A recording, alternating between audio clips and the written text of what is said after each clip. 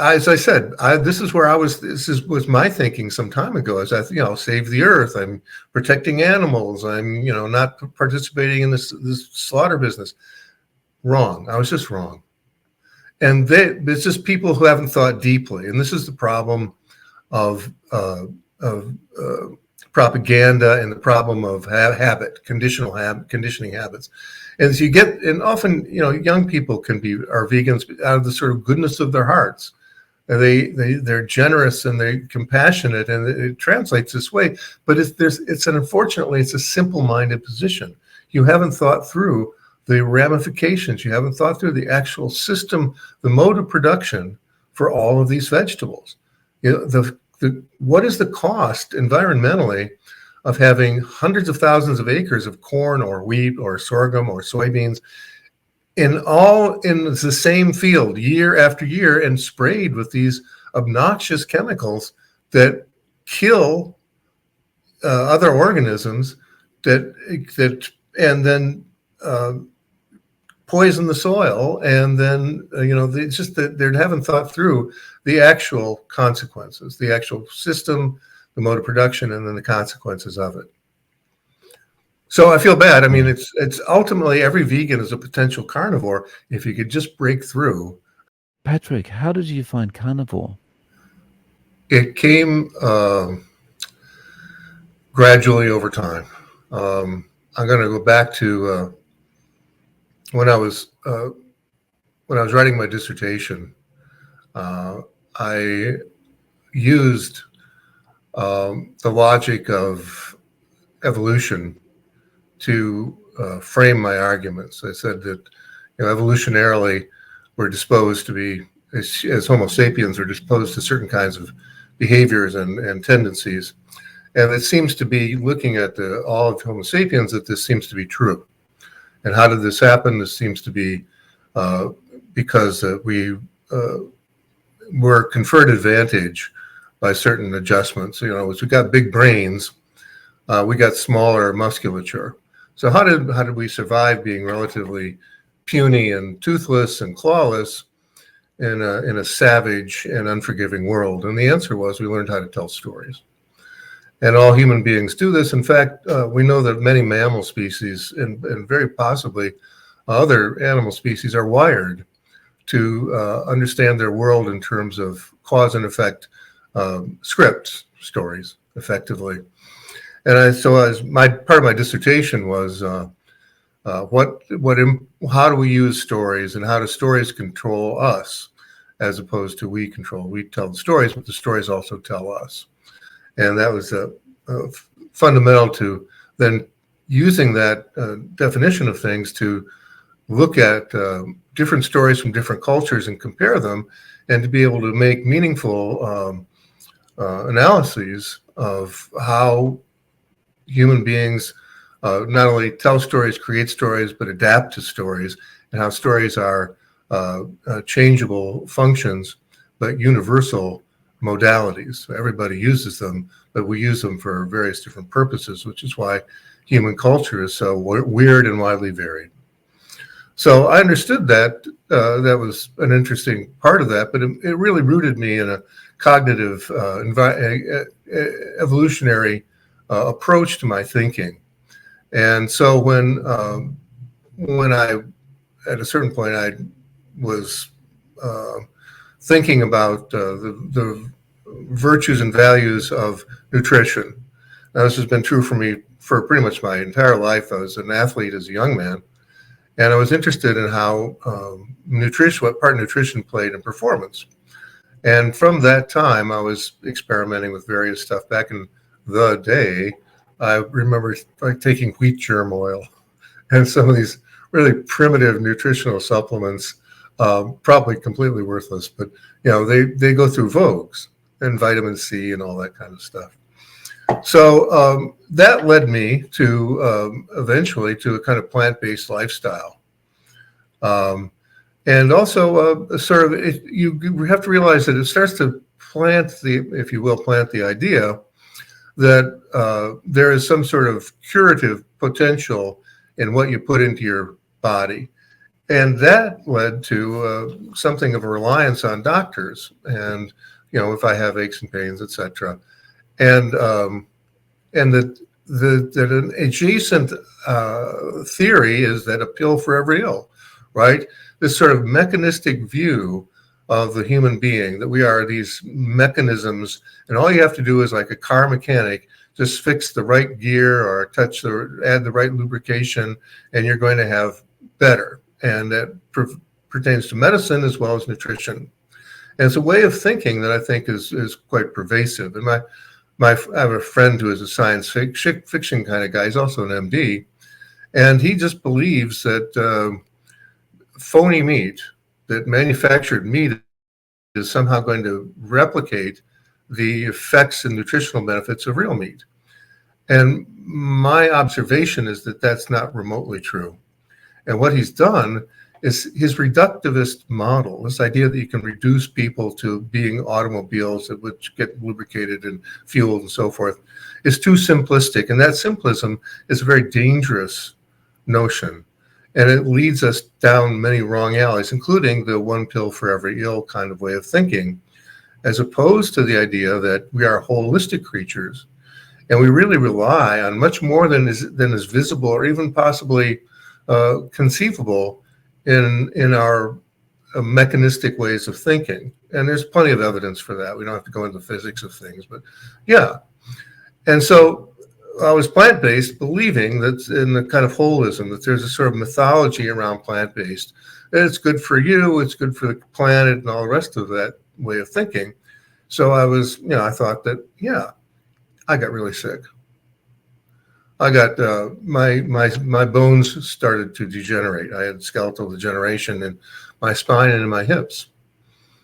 And parenthetically, I really regret not coming to Carnivore just 2 years earlier. I think I could have avoided all the hip replacements. I've had 5 hip replacements, but I think I could have avoided all of that. I think I might have avoided some of the spinal surgery. I've got several fusions, and I'm as much titanium in my back as there is bone these days. I exaggerate only a little. And so I think it's all avoidable. I think that largely my problems emanated from medicine, primarily from the GERD medications I was taking for many, many, many, many years, on top of this plant-based diet. I think between the two of them, I managed to deprive myself of calcium and other essential nutrients, B12. I was B12 deficient. I was anemic. I was iron deficient. In the year before, I sort of came to my senses, all because I was plant-based. I had these complaints, and bowel syndrome was one of them. But the dangerous ones were this sort of skeletal degeneration. Mm-hmm. And I was hooked into being the plant-based. YouTube knew I was plant-based. So they connected me to various sort of vegetarian doctors. And one was Michael Greger. And I bought his book, How Not to Die. And the more I did his diet, the worse I was. The more B12 deficient, the lower my testosterone. These I was plagued by this stuff that should, according to this book anyway, I was dying and I shouldn't have been dying, just the titular notion of his book. But YouTube also knew I was interested in diet and that stuff. And so I started to get this other, I got keto stuff coming in, and I thought, well, what the hell? This ain't working. I'll try this. And Ken Berry was just getting started around this time. And so I was watching this charming hillbilly guy, and he was also appeared to be really smart and kind of fun and goofy. I really liked him. And he said, I'm doing this keto, and here's how you do it. And so I just started to do what he was doing. It wasn't that hard. When I transitioned to keto, it was pretty much, I was already eating a lot of these vegetables. So I stopped eating some vegetables, and I stopped eating all the white stuff, the sugar and the bread and the pasta. And it wasn't that hard. And what happened was that 3 months later, I was doing a pretty good keto diet, and I felt like doing some fasting. So I tried some fasting.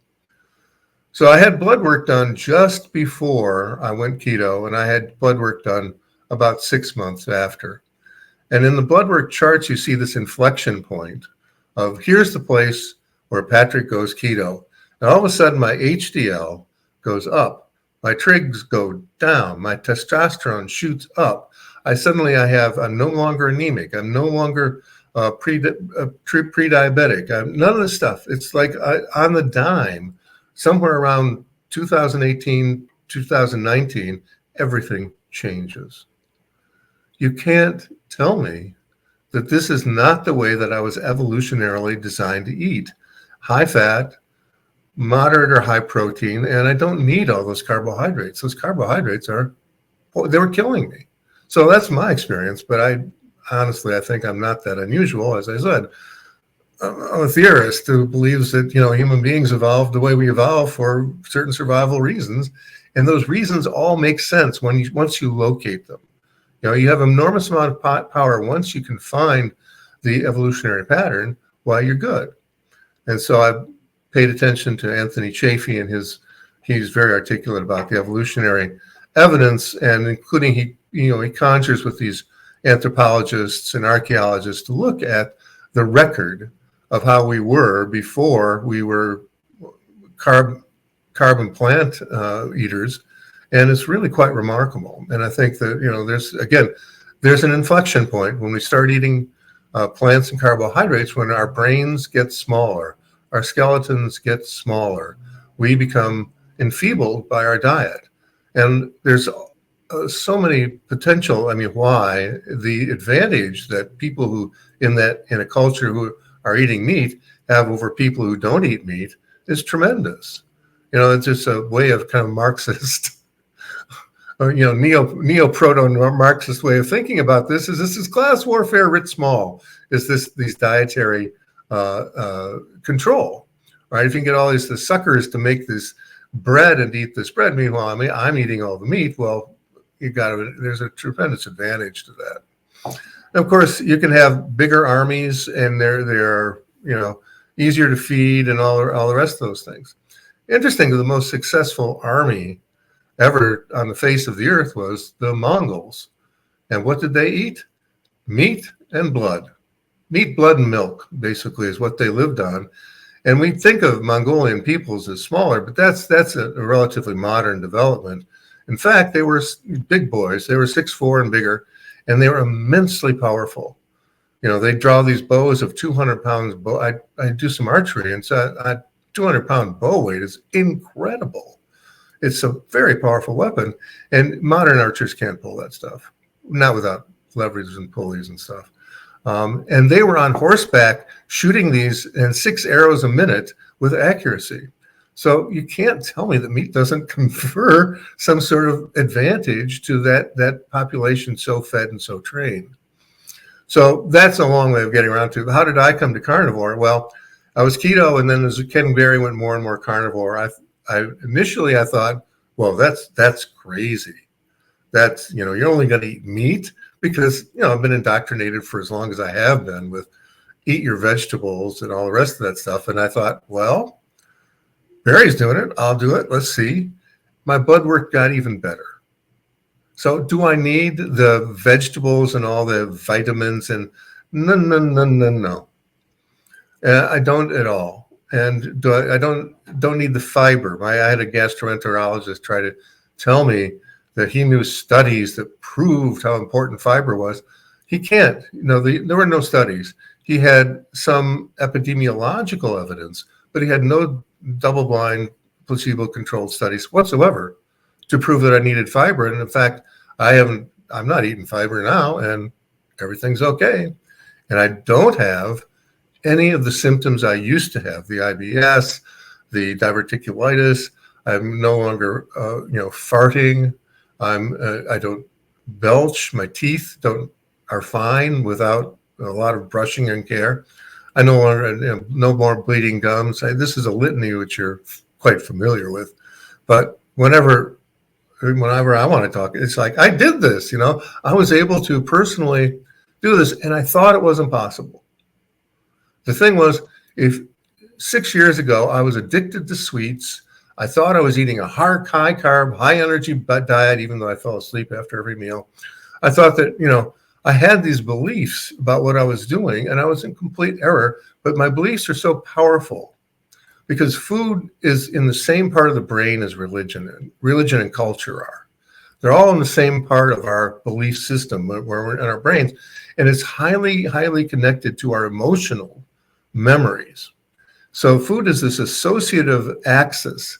It allows us access to memories and sensations of emotion and individuals in our past. It's very, very powerful. And also we've been part of the cultures, we're brought to believe that we have choice. It's a very important part of food advertising, if you look at it, is your choice of foods. And so we have this belief about the importance of choosing and the freedom to choose and all the rest of that stuff, which is all tied in with our habits. And habit is not choice. Habit is a little box that confines us. And so people believe that they have this freedom and choice and all this stuff. In fact, they're in the box of their habits. When I was a carb addict, I thought, this is it. And I could not imagine. If you said I was to be having this conversation with Dave Mack in the future, I would say, no, he's a crazy carnivore, isn't he? No, in fact, yes, we agree. But I wouldn't have believed it possible, but just gradually, step by step, over time. And the most amazing thing, again, something I never would have believed could happen, is that my palate has changed. I used to, in the first year or so of keto, I would, I was in that time of night when I was alone and sort of sad. I would take myself out to Dunkin' Donuts and get a couple of chocolate donuts and a carton of milk, and I would eat them. And gradually, I mean, it didn't happen a lot, but maybe about the sixth time I did it, I was eating the donut. I was thinking, this doesn't taste very good.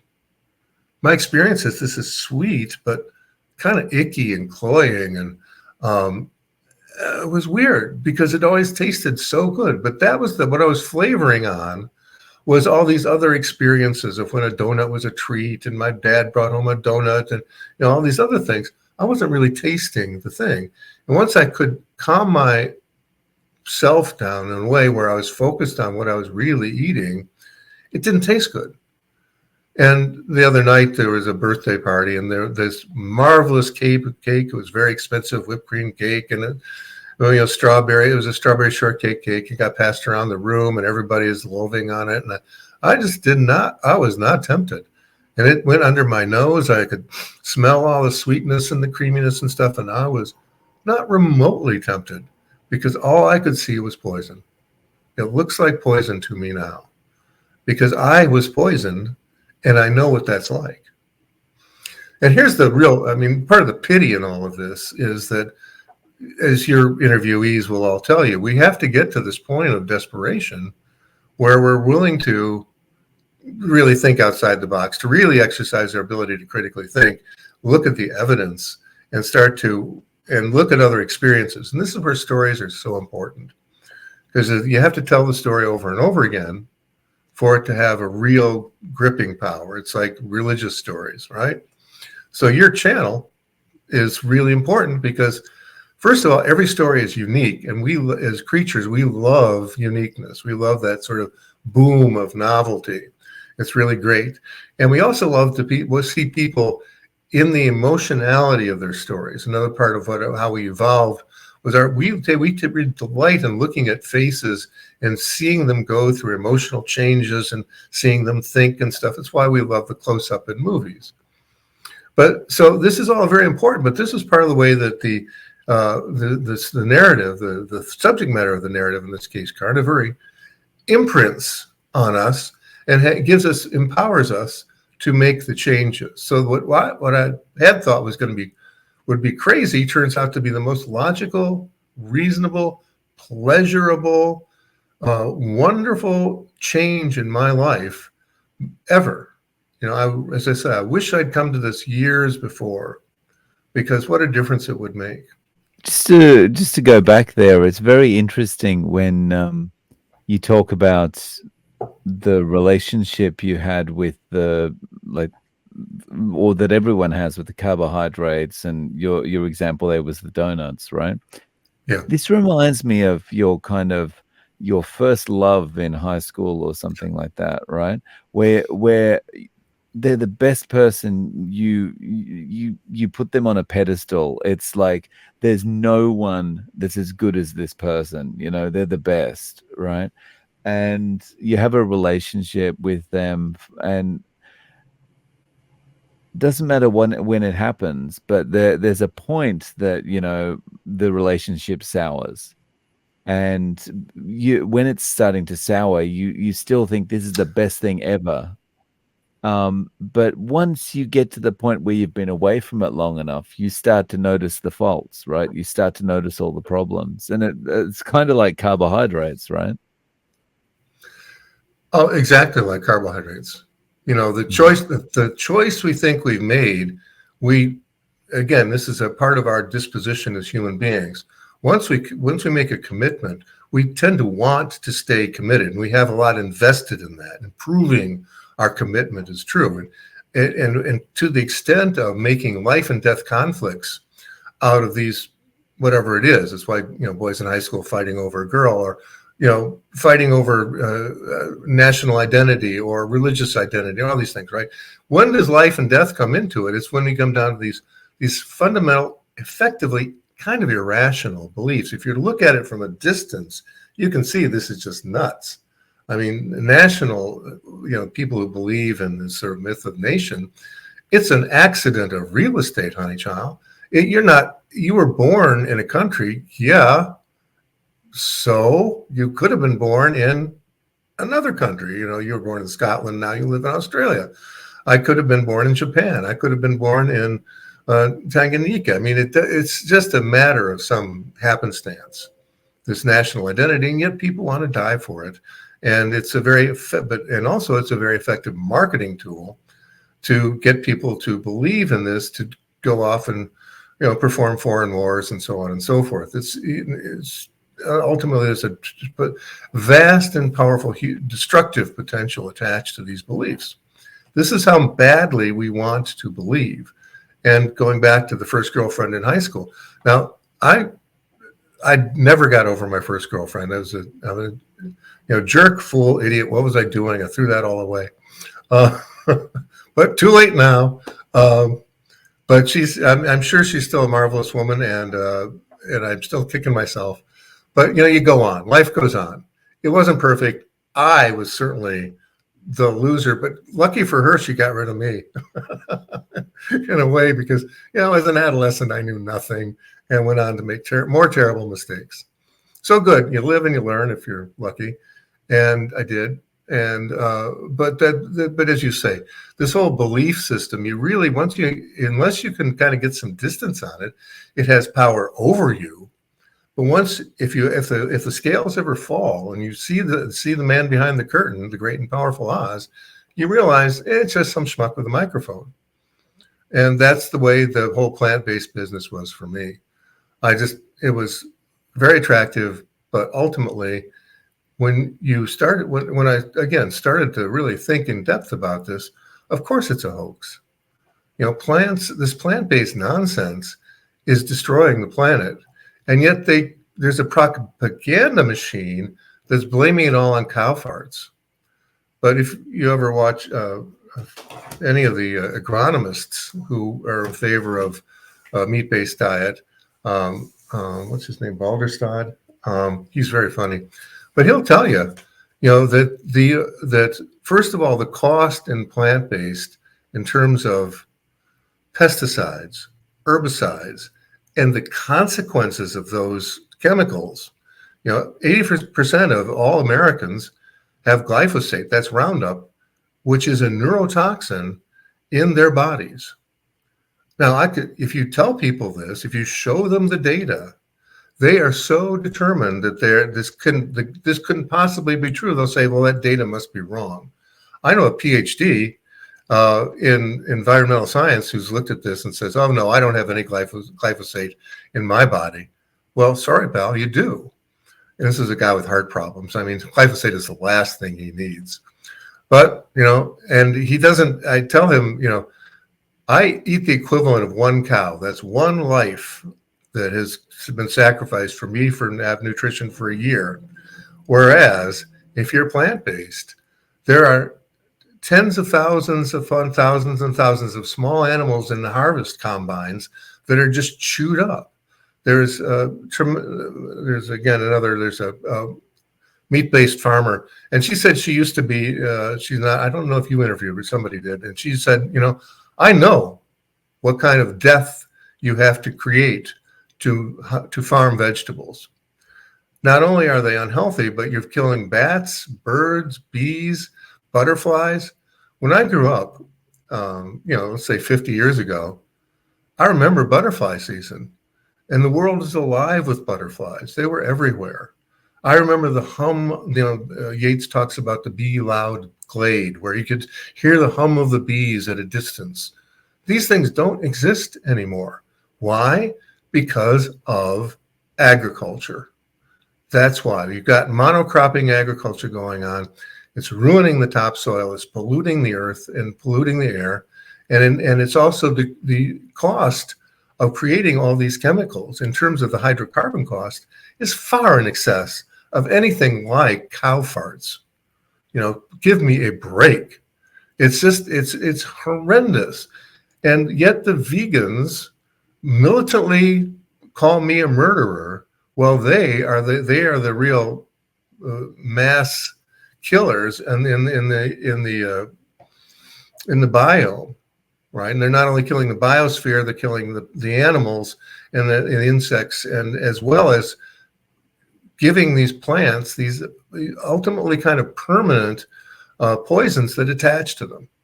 So clearly, I'm a little irritated by all of this, but I'm more irritated by irritated by the righteousness of the vegans, but by the complex, the industrial complex that keeps this in place. It starts to sound like a conspiracy theory, but honestly, as an academic, I know that you don't have to have people getting together and meeting in a tent to create a conspiracy.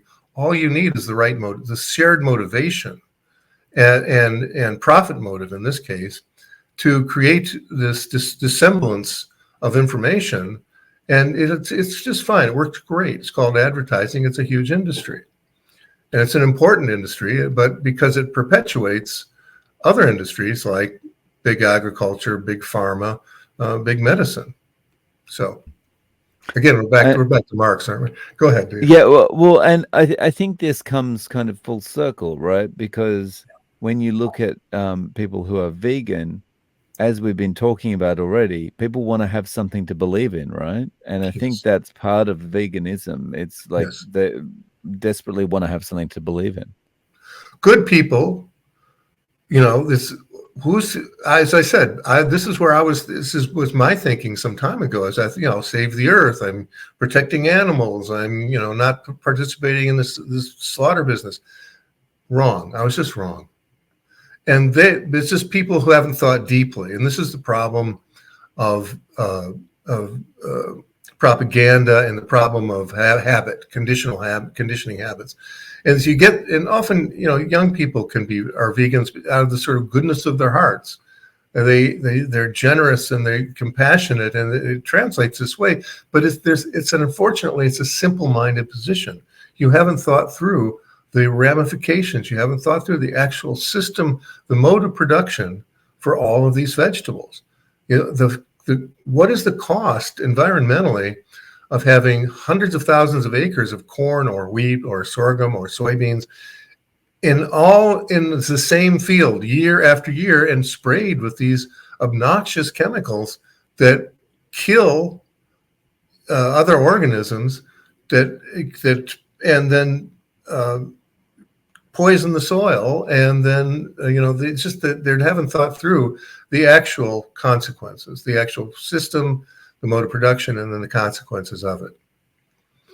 So I feel bad. I mean, it's ultimately every vegan is a potential carnivore if you could just break through the wall that they've surrounded the wall of their righteousness that they've surrounded themselves with. Yeah. So this point, it's been, you said 2018, 19, that was kind Yeah. of your transition into keto. Yeah. How long have you been carnivore, and what are you eating? Been carnivore of a sort. That is to say, I guess you'd say dirty carnivore about 2 years ago, when I really sort of, again, I had to give up habits and beliefs and stuff. But once I got into the cooking style of carnivory, which is basically you cook some meat, you eat it. And I loved the simplicity of it. And you do it once or twice a day, or if it's not meat, it's eggs and whatever. But I mean, it's so simple. And now my cupboard is bare and my refrigerator's only got the stuff I need. And I had this real weird pleasure last month of cleaning out everything. I just ate everything I had to eat so that I didn't go to Costco until there was nothing left in the refrigerator. And it's a weirdly satisfying thing to then go hunting and come back with all the stuff I was going to need for a month or two. And just to be able to see it and get that kind of control and focus. And then the simplicity of just eating once or twice a day. I eat beef, I eat pork, I eat eggs and bacon. That's about it. I'll have some cheese occasionally. When I cleaned out all the covers, I got rid of the nuts. Nuts were kind of hanging around for a while. So I quit the nuts a couple weeks before I actually ran out of all the food altogether. I find I'm not missing them at all. And what was there anything else hanging around? Cheeses. I was eating a lot of cheeses. Then I got rid of the cheeses. And then I went without the cheeses. And what I discover is once I do it, I feel that much better. So I don't need to do it anymore.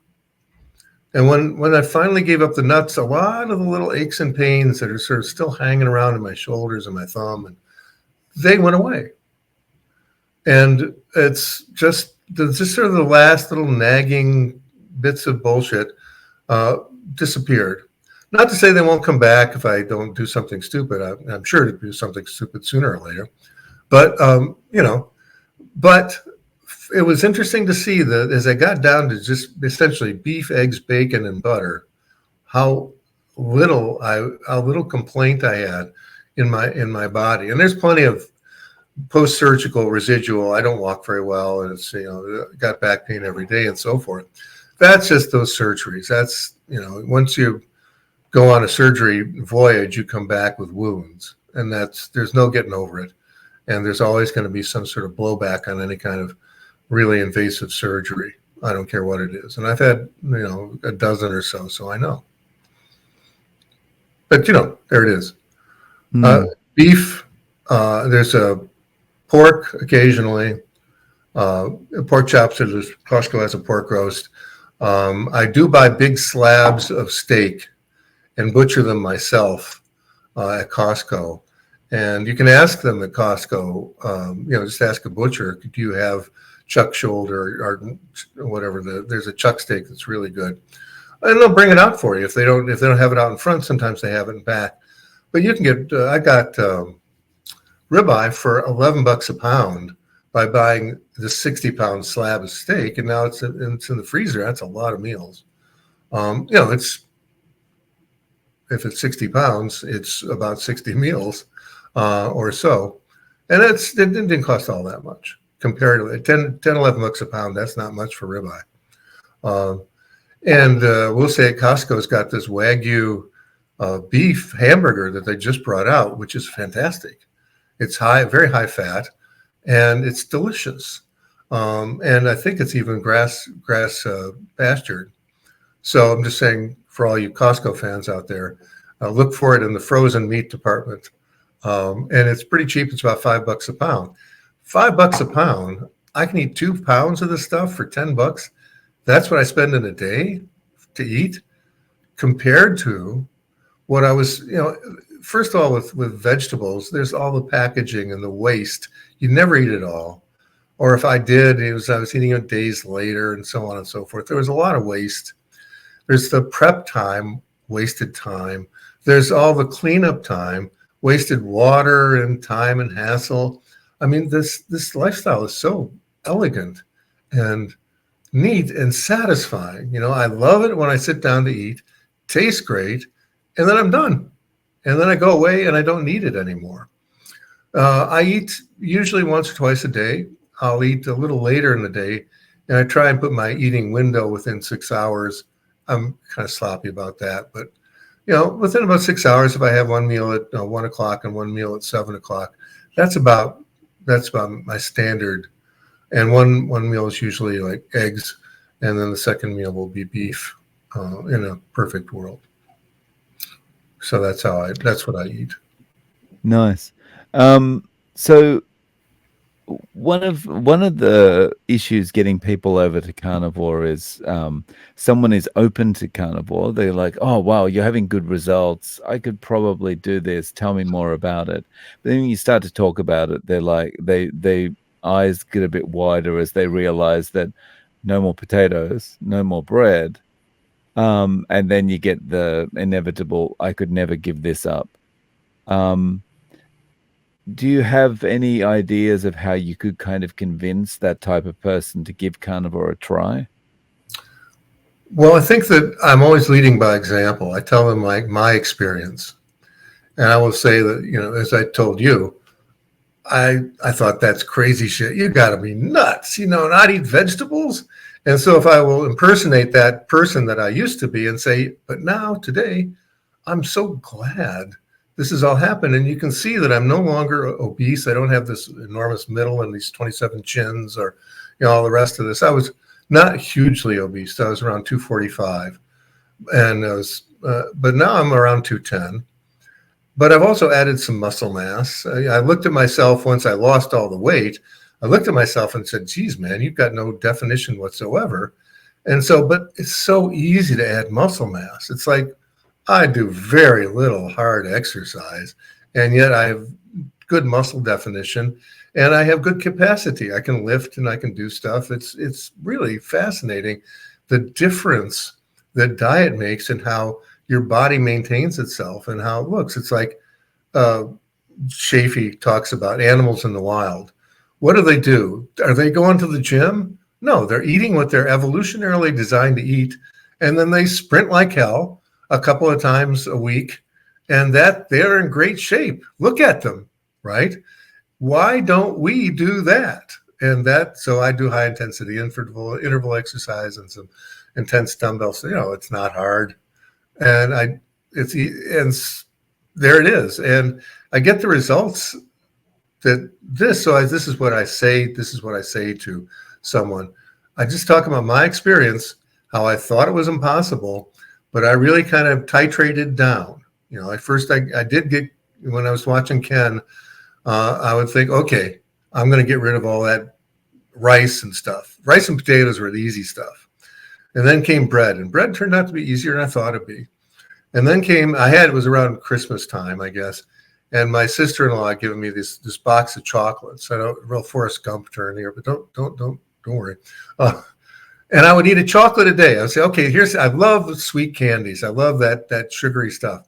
So I'd have one a day until they were gone. And I told myself when they're gone, I'm done with sugar.